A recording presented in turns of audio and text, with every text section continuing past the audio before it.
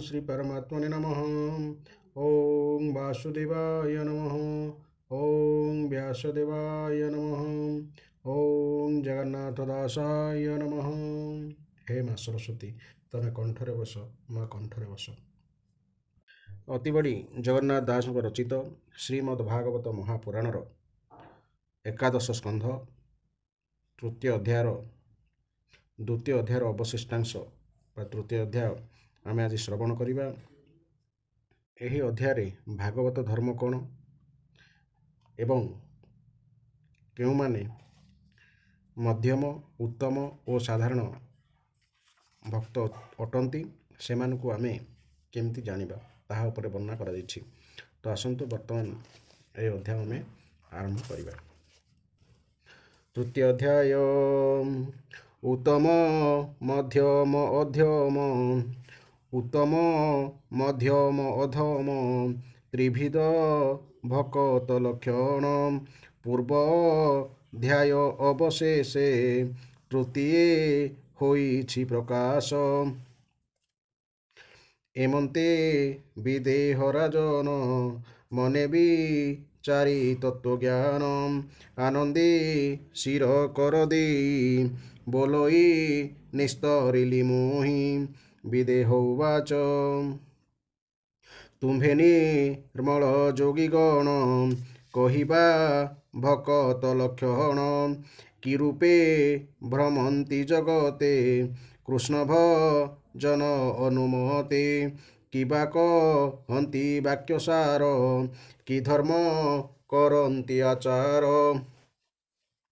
ताहाको जानिबा जेमन्ते ताहाको जानिबा केमन्ते कहसु दया जेबे मते। हरि उवाच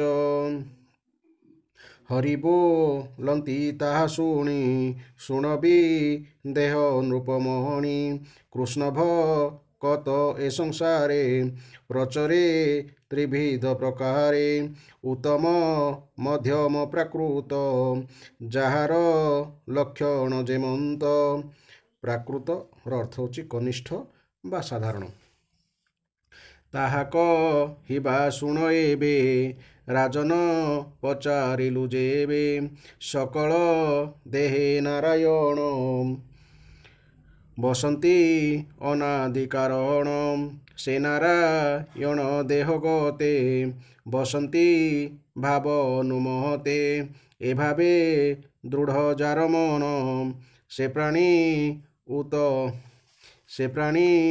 भकत उत्तम ईश्वर ठारे प्रेम करे मित्र भावना साधु ठारे करुणा अज्ञान लोकरे करे उपेक्षा शत्रु ठारे।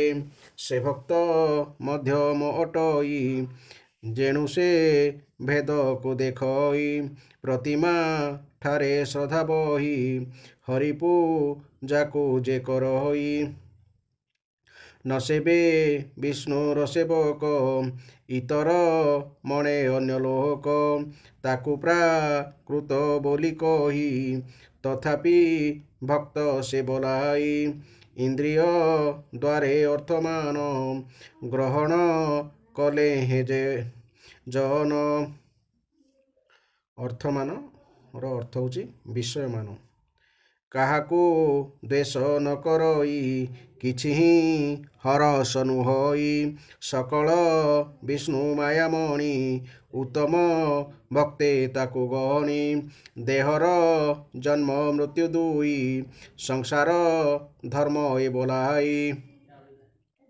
इंद्रिय मानंकर श्रम प्राणर क्षुधा तृषा धर्म मनर भय बुद्धि धर्म तृष्णाए नेजे नोहि भ्रम। हरिंको स्मरण करई उत्तम भागवत सेहि जाहार काम कर्म बेनी वासना मिसी एहुतिनी।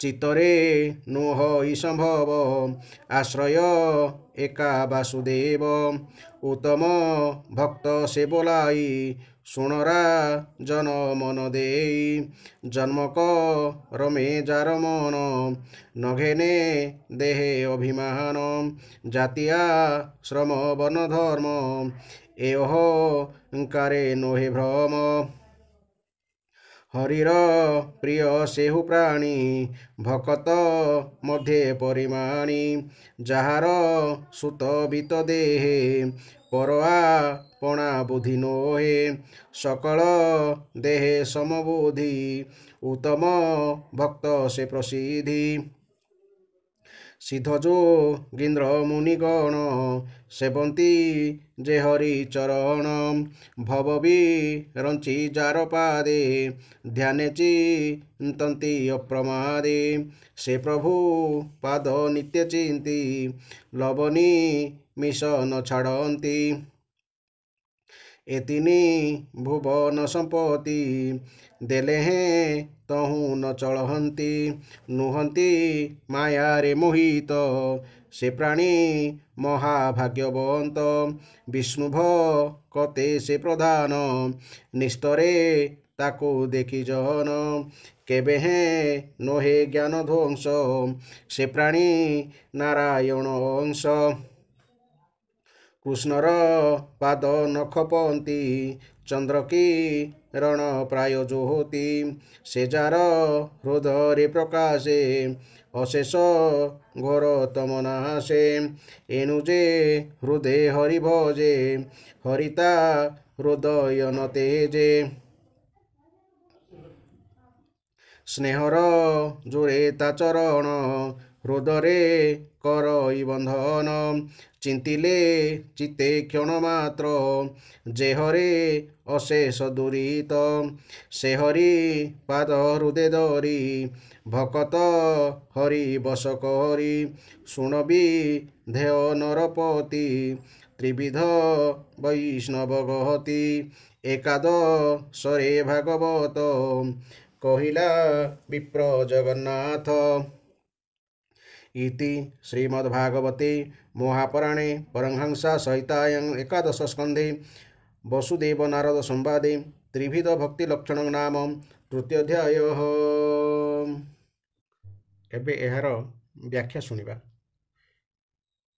राजा निमि पचारुछंती भगवान को जे भक्त मानकु आमे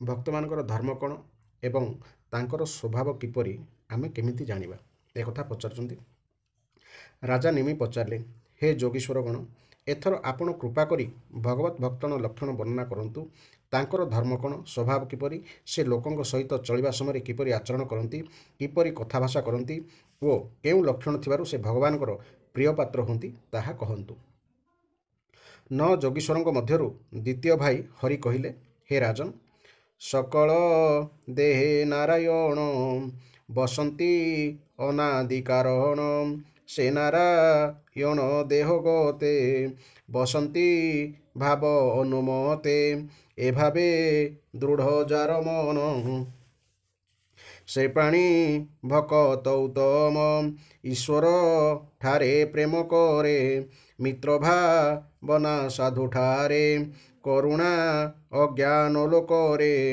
करे उपेक्षा शत्रु ठारे से भक्त मध्यम अटई जेणु से भेद को देखई प्रतिमा ठारे श्रद्धा बही हरिपू जाकू जे करई न सेबे विष्णुर सेवक इतर मणे अन्य लोक ताकू प्राकृत बोली कही तथापि भक्त से बोलाई अर्थात जो व्यक्ति इंद्रिय मानक द्वारा विभिन्न विषय ग्रहण करुथिले मध्य तांको इच्छा अनुरूप विषय आदि मिलुथुवा बेले हर्षित और न मिलुथुवा बेले असंतुष्ट हुअन्ति नै एवं सबु स्थिति को भगवानकर माया बोली बुझंती से होछंती उत्तम भागवत भक्त जन्म मृत्यु क्षुधा तृष्णा भय कष्ट आदि सांसारिक देह धर्म देह इंद्रिय प्राण मन और बुद्धि ही देखा जाती एवं समय अनुसार उभे जाती मध्य भगवान जो भक्त भगवान स्मृति रे मग्न रही उक्त सांसारिक धर्म द्वारा व्यथित हुअन्ति नहीं से होउछन्ति उत्तम श्रेणीर भागवत। ଯାହାଙ୍କ ମନରେ ବିଷୟ ଭୋଗର ଇଚ୍ଛା କର୍ମ ପ୍ରବୃତ୍ତି ଓ ସେସବୁର ବୀଜରୂପ ବାସନା ଆଦୌ ଉଦୟ ହୁଏ ନାହିଁ, ଯେ ଏକମାତ୍ର ଭଗବାନ ବାସୁଦେବଙ୍କ ଠାରେ ହିଁ ନିବାସ କରନ୍ତି, ସେ ହେଉଛନ୍ତି ଉତ୍ତମ ଭାଗବତ ଭକ୍ତ। ଯେଉଁ ଭକ୍ତ ଜନ୍ମ ଏବଂ କର୍ମକୁ ନେଇ ଅଥବା ବର୍ଣ୍ଣ ଆଶ୍ରମ ଜାତିକୁ ନେଇ ଅଥବା ଶରୀରକୁ ନେଇ କୌଣସି ପ୍ରକାର ଅହଂତ୍ୱ ମମତ୍ୱ କରନ୍ତି ନାହିଁ, ସେସବୁରେ ଆସକ୍ତ ହୁଅନ୍ତି ନାହିଁ, ସେହି ଭକ୍ତ ନିଶ୍ଚିତ ରୂପେ ଭଗବାନଙ୍କର ଅତ୍ୟନ୍ତ ପ୍ରିୟ।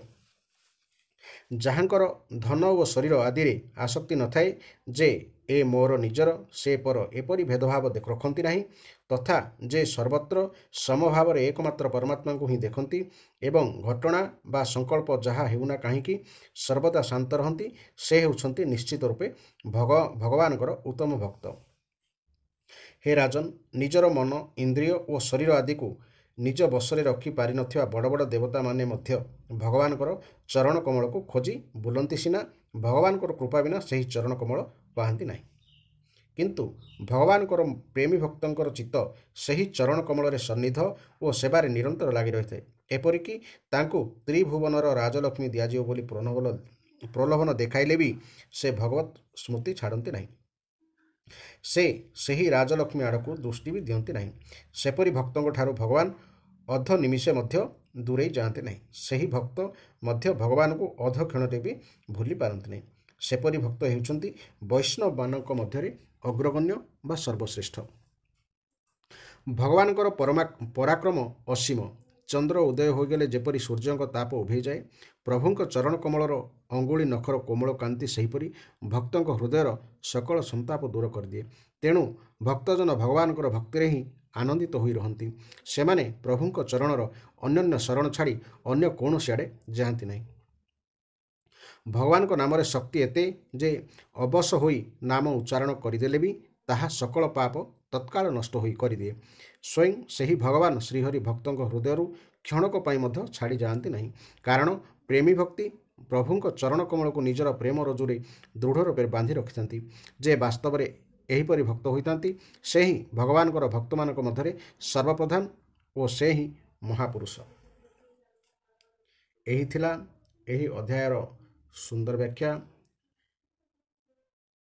ଭକ୍ତର ତିନି ପ୍ରକାର ଲକ୍ଷଣ ଆମେ ଜାଣିଲେ ଏବଂ ଏହି ତିନି ପ୍ରକାର ଲକ୍ଷଣ ମଧ୍ୟରୁ ଆମର ସ୍ଥାନ କେଉଁଠି ତାହା ମଧ୍ୟ ଟିକେ ତର୍ଜମା କରିବା ଉଚିତ। ତ ଆଗାମୀ ଦିନରେ ଆଉ ଗୋଟେ ଅଧ୍ୟାୟ ଶୁଣିବା ପାଇଁ ଆପଣମାନେ ଚ୍ୟାନେଲକୁ ସବସ୍କ୍ରାଇବ୍ କରିବାକୁ ଜମାରୁ ଭୁଲିବେ ନାହିଁ। ଜୟ ଜଗନ୍ନାଥ, ଜୟ ଜଗନ୍ନାଥ, ଜୟ ଜଗନ୍ନାଥ।